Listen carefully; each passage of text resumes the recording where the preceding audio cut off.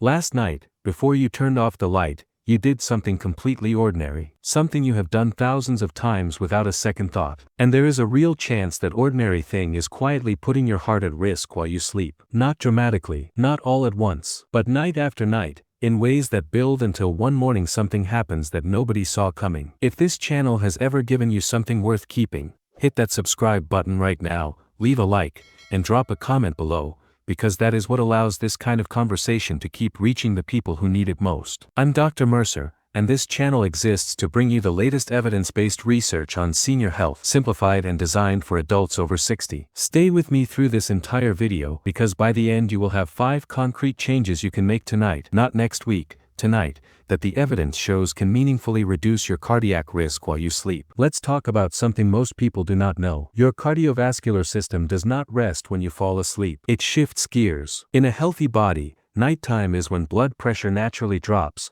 typically 10 to 20% lower than during the day. Your heart rate slows. Your arteries relax. It is a biological reset your body has been running your entire life. But after 60, that system becomes less reliable. Blood vessels stiffen. Pressure regulation becomes less precise. The hormonal signals that used to protect your heart at night begin to weaken. The margin for error narrows considerably. Think of it this way. During the day your cardiovascular system has backup mechanisms. It can compensate and adapt. At night many of those mechanisms are offline. Your body is running on a reduced crew. That is what makes the night different after 60. That is why the hours between midnight and 6 in the morning carry the highest risk of heart attack and stroke in adults over 60.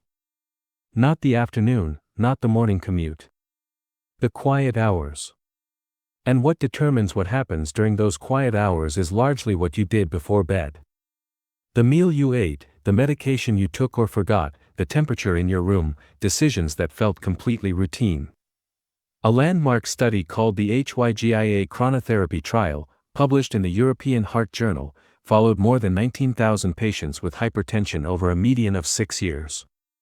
It found that patients who took their blood pressure medication at night rather than in the morning had a 45% lower risk of cardiovascular death, heart attack, and stroke. 45%. From a timing change alone. That single finding should have changed the way every physician in the world discusses blood pressure medication with their patients.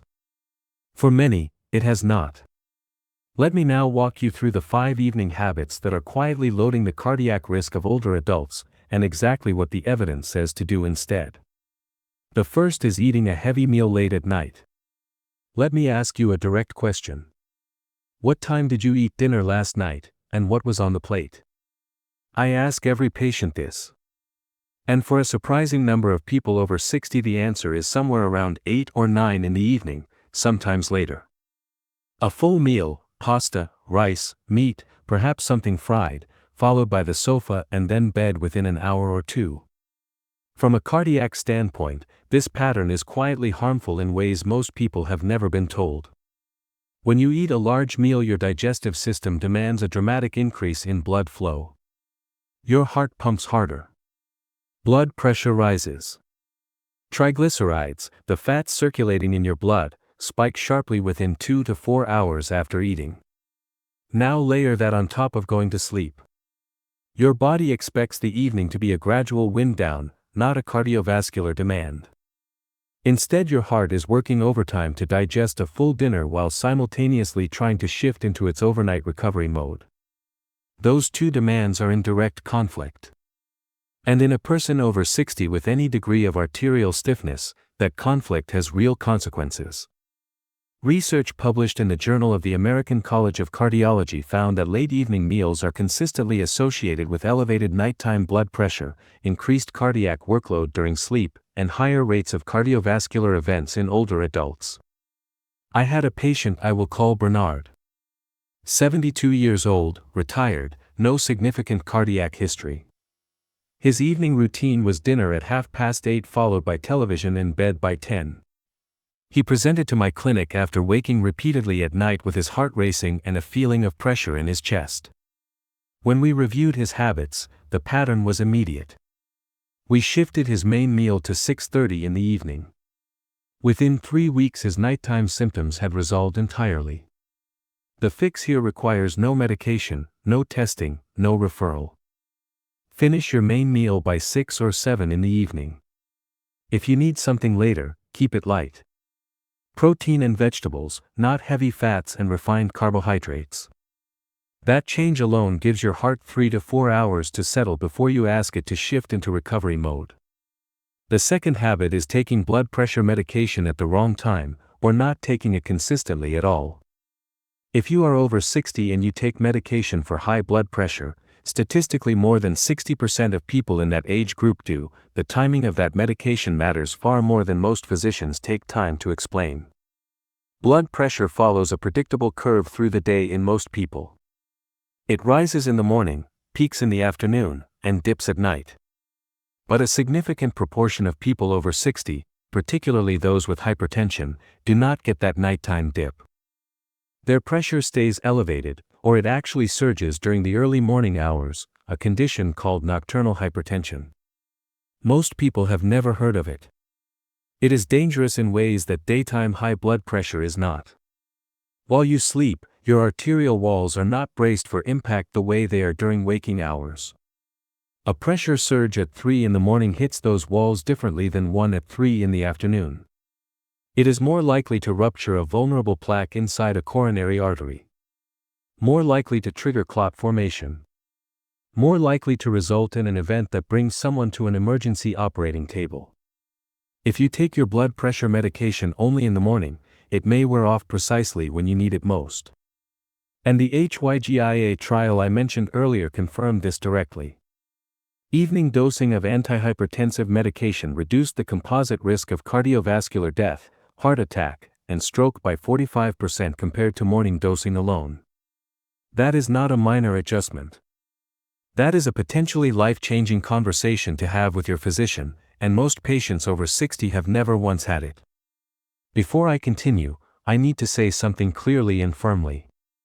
Do not change the timing of your blood pressure medication, or any other medication, without speaking to your physician first. Medication adjustments must be made under medical supervision. What I am giving you is the question to ask, not permission to act unilaterally. Bring this to your doctor and have the conversation with your full medical history on the table. The third habit is untreated sleep apnea. I want you to think about someone you know who snores. A spouse, a parent, perhaps yourself. That sound, that loud irregular rumbling in the night, most people treat it as an annoyance, something to elbow your partner over, something to laugh about in the morning. I treat it as a cardiac warning sign until proven otherwise. After decades in this field, I mean that without exaggeration. Sleep apnea is one of the most underdiagnosed and underestimated conditions I encounter in patients over 60. It is estimated that over 30% of older adults have some form of it, and the vast majority have never been diagnosed or treated. Here is what actually happens during an apnea episode. You stop breathing for 10 seconds, 40 seconds, sometimes longer. It may happen dozens of times per hour. Each time the oxygen level in your blood drops sharply, your brain registers a crisis and fires off a stress response. Adrenaline, cortisol, a sudden spike in heart rate and blood pressure. Your heart jolts into an emergency state while the rest of you is still asleep. Night after night, year after year. Research published in the Journal of the American Heart Association found that untreated sleep apnea is associated with a 3 times higher risk of heart attack and a significantly elevated risk of atrial fibrillation, which itself dramatically increases stroke risk. 3 times higher. And because every episode happens during sleep, the person experiencing it has no awareness of what is occurring until something serious makes it impossible to ignore. I had a patient I will call Celeste. 68 years old, non-smoker, reasonable weight, no family history of cardiac disease. Her husband had mentioned her snoring for years. She dismissed it as something harmless. She came to my clinic after 2 episodes of waking with her heart pounding and feeling short of breath. A sleep study confirmed moderate to severe obstructive sleep apnea. She began therapy with a CPAP device. Within 6 weeks her nighttime heart rate had normalized, her morning blood pressure readings had dropped by an average of 12 millimeters of mercury, and she described sleeping soundly for the first time in years. If you snore heavily, if you wake up exhausted regardless of how long you slept, if you wake with headaches or a dry mouth, or if anyone has ever told you that you stop breathing during sleep, please ask your physician about a sleep study. If you have any history of heart disease or stroke, this evaluation is not optional. It is a fundamental part of your cardiac care. The fourth habit is going to bed dehydrated. This one surprises almost everyone I mention it to, because the reasoning behind the habit is completely logical, which is exactly what makes it so easy to overlook. Many people over 60 deliberately limit how much they drink in the evening. The reason is sensible. They want to avoid waking at 2 in the morning for the bathroom. Disrupted sleep is uncomfortable, and getting up at night increases fall risk. So fluids get cut off after dinner, sometimes as early as 4 in the afternoon. I understand that reasoning entirely. But from a cardiovascular standpoint, going to bed even mildly dehydrated is a meaningful and underappreciated risk. When you are dehydrated, your blood becomes more viscous, thicker, and less able to flow freely through your vessels. For a young cardiovascular system, that is a manageable inconvenience. For a person over 60 dealing with arterial stiffness and plaque accumulation, it is a different situation entirely. Thick blood moves slowly through already narrowed arteries and is significantly more prone to forming clots. And here is the timing problem that most people never consider. During sleep, your heart rate naturally slows. Blood moves through the system more slowly anyway. Now combine slow circulation with thicker blood in a body that has been lying still for 7 or 8 hours in arteries that may already be narrowed. That combination, dehydration, reduced heart rate, minimal movement, and vessel disease, is one of the key reasons strokes and heart attacks cluster in the early morning hours. The fix is genuinely simple. Drink a full glass of water before bed. Not a large amount. Just 250 milliliters, approximately 1 cup. Enough to ensure your blood is not thickening unnecessarily during the most vulnerable hours of the night. Keep another glass on the nightstand. You do not have to choose between protecting your sleep and protecting your heart. The fifth habit is sleeping in a room that is either too warm or too cold. This one surprises nearly every patient I raise it with, because it sounds almost too straightforward to carry real cardiac significance. What temperature is your bedroom at night? Most people have never once thought about it in those terms. When your bedroom is above approximately 22 degrees Celsius, your body works continuously to dissipate heat throughout the night.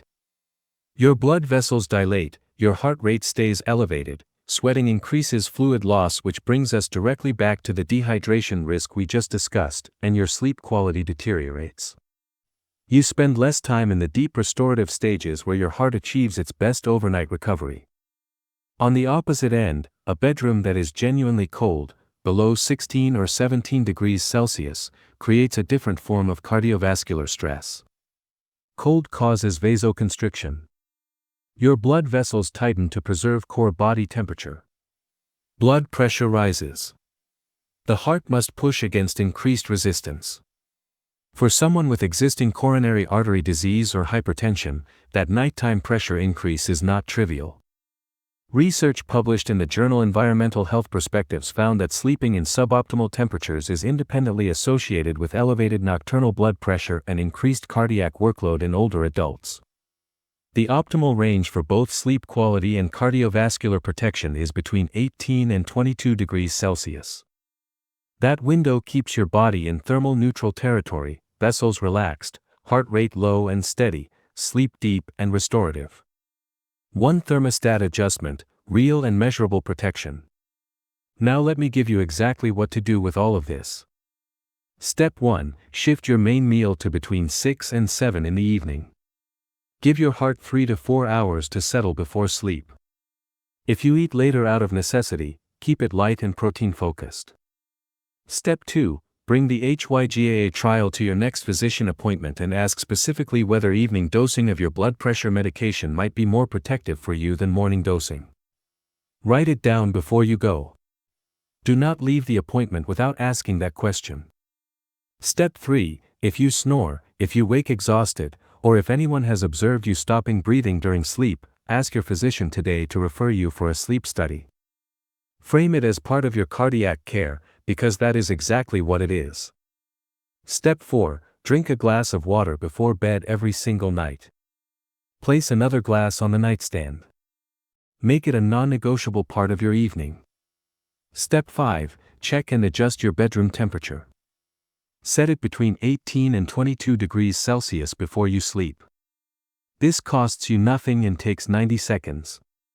One important clarification before we close. Everything discussed today is most relevant to adults over 60 with no acute cardiac emergency in progress. If you are experiencing chest pain, sudden shortness of breath, pressure in your chest, pain radiating to your jaw or left arm, or any sensation of your heart beating dangerously irregularly right now, do not watch the rest of this video. Call emergency services immediately. This video is about prevention and optimization, not about managing an active cardiac event. Additionally, if you have complex heart conditions including heart failure, severe arrhythmias, or advanced kidney disease, any changes to your fluid intake, medication timing, or sleep environment must be discussed with your specialist before implementation. Your individual medical situation always takes precedence over general guidance. The message of this video is not that nighttime is something to fear. It is that the hours between when you turn off the light and when you wake up are not neutral.